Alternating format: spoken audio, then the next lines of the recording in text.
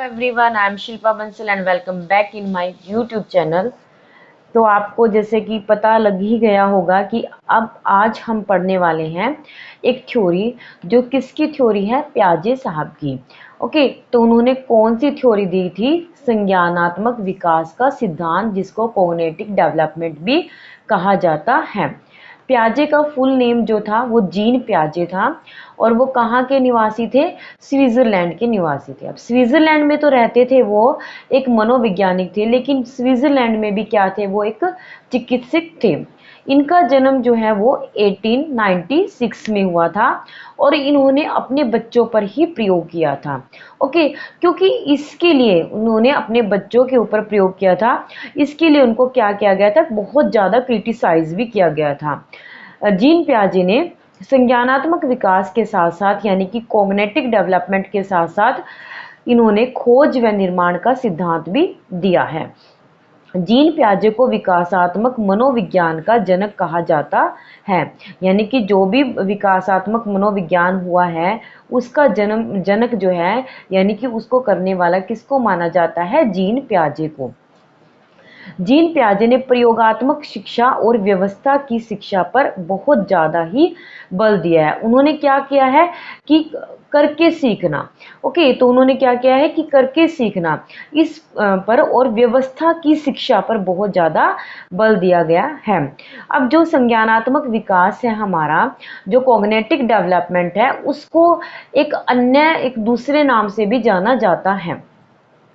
तो अगर आपके एग्जाम में आ जाए कि संज्ञानात्मक, ज्ञानात्मक, विकासात्मक, मानसिक विकास और अवस्था का सिद्धांत, इनमें से कोई भी आपके पास टॉपिक आ जाए तो सबने उसके लिए किसको लिखना है? जीन पियाजे को। ओके, तो किसको लिखोगे आप? जीन पियाजे को। ठीक है, तो जीन पियाजे का जो संज्ञानात्मक विकास है उसी को अलग अलग नाम भी दिए गए हैं, जिसको संज्ञान, ज्ञानात्मक, विकासात्मक, मानसिक विकास और अवस्था का सिद्धांत भी कहा जाता है। तो अवस्था का जो सिद्धांत है पियाजे जी का, तो उसको और भी, उसकी जो है वो 4 अवस्थाएं बताई है। आपके एग्जाम में ये क्वेश्चन जो है वो 101% श्योरिटी के साथ संज्ञानात्मक विकास का जो सिद्धांत है वो आता ही आता है। तो संज्ञानात्मक विकास की जो अवस्थाएं हैं वो कितनी है? 4 स्टेज बताई है। तो वो 4 स्टेज कौन कौन सी है? संवेदीगामक अवस्था, जिसको इंद्रियजनिक अवस्था भी कहा जाता है। इसका टाइम पीरियड होता है 0 से 2 वर्ष। 0 से 2 वर्ष का मीनिंग है कि यानी कि जन्म से लेके 2 वर्ष भी इसको कहा जाता है। फिर सेकंड स्टेज है पियाजे की पूर्व सक्रियात्मक अवस्था। पूर्व सक्रियात्मक अवस्था जो है वो 2 से लेके 7 वर्ष तक की होती है। और उसके बाद है मूर्त संक्रियात्मक अवस्था। मूर्त संक्रियात्मक अवस्था 7 से 11 वर्ष तक की आयु जो है मूर्त संक्रियात्मक अवस्था की होती है। पूर्व सक्रियात्मक अवस्था और मूर्त संक्रियात्मक अवस्था में से आपको एग्जाम के अंदर जो है वो क्वेश्चन जो है वो पक्का मिलता ही मिलता है। तो ये जो टॉपिक है आपका वो बहुत ज़्यादा इम्पोर्टेंट है। उसके बाद है नेक्स्ट हमारी 4th स्टेज जो है वो अमूर्त संक्रियात्मक अवस्था।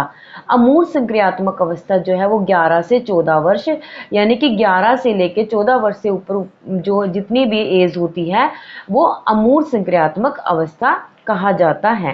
देखिए पियाजे ने क्या कहा है कि जो विकास है, जो कॉग्निटिव डेवलपमेंट है, वो जीवन पर्यंत चलने वाली, एक निरंतर चलती रहती है। ओके, तो विकास जो है, जो डेवलपमेंट है, वो कभी भी रुकती नहीं है। अब जो संवेदीगामक अवस्था है उसके अंदर उस अवस्था में बच्चे के अंदर कौन कौन से गुण आ जाते हैं? प्रतिवर्ती, वस्तु स्थायित्व, संवेदनाएं, खेलना, खिलौने तोड़ना, ये सभी गुण जो है वो 0 से 2 वर्ष तक की बच्चों के आयु में वो आ जाते हैं। अब 2 से लेके 7 ईयर की जो एज होती है उसके अंदर बच्चे के अंदर क्या क्या गुण आएंगे? विचारों की अनुत्क्रमणता, सूचकता, विभेदीकरण, जीववाद और आत्म केंद्रिता, ये सभी गुण जो है वो किस में आ जाएंगे? 2 से लेके 7 वर्ष की अवस्था को, जिसको क्या बोला जाता है? पूर्व संक्रियात्मक अवस्था। नेक्स्ट है हमारी मूर्त संक्रियात्मक अवस्था, 7 वर्ष से लेके 11 वर्ष तक के। तो इसके अंदर बच्चा जो है मूर्त चिंतन करना, यानी कि जिन चीज़ों के बारे में वो देखता है उनके बारे में सोचना, तार्किक चिंतन करना, गणितीय संक्रियताओं का ज्ञान जो है वो 7 से 11 वर्ष तक की आयु में बच्चे के अंदर आ जाता है। नेक्स्ट स्टेज है हमारी लास्ट स्टेज जो है अमूर्त संक्रियात्मक अवस्था के अंदर बच्चा अमूर्त चिंतन यानी कि जो चीज़ उसने देखी भी नहीं है उनके बारे में चिंतन करना, कल्पना करना और खुद ही समस्याओं का समाधान करना, निर्णय लेने की ये सभी जो क्षमताएं हैं वो जो है अमूर्त संक्रियात्मक अवस्था यानी कि फॉर्मल स्टेज के अंदर जो है बच्चे के अंदर आ जाती है। तो जीन पियाजे के अनुसार संज्ञानात्मक व मानसिक विकास जो है वो निरंतर चलने वाली प्रक्रिया है। जीन पियाजे क्या कहते हैं कि जो संज्ञान है यानी कि जो कॉग्निटिव डेवलपमेंट है वो हमेशा चलती रहती है, वो कभी भी खत्म नहीं होती। और जीन पियाजे ने तार्किक चिंतन के विकास में जो तर्क है उसके लिए जो है बाल्यावस्था को बहुत ज़्यादा महत्वपूर्ण माना है, यानी कि बाल्यावस्था में बच्चे के अंदर सबसे ज़्यादा तार्किक चिंतन जो है वो शुरू हो जाता है। तो ये 5 मिनट की वीडियो थी जिसमें आपने जीन पियाजे को समझा है। अगली वीडियो में हम जो इसकी स्टेज है उसको अच्छे से डिटेल से समझेंगे, उनके काम समझेंगे विद एग्जाम्पल क्वेश्चंस के साथ। तो आई होप आपको मेरी ये वीडियो पसंद आई होगी। अगर आपको पसंद आए तो प्लीज़ इसे लाइक, शेयर और सब्सक्राइब जरूर करें। Thank you so much.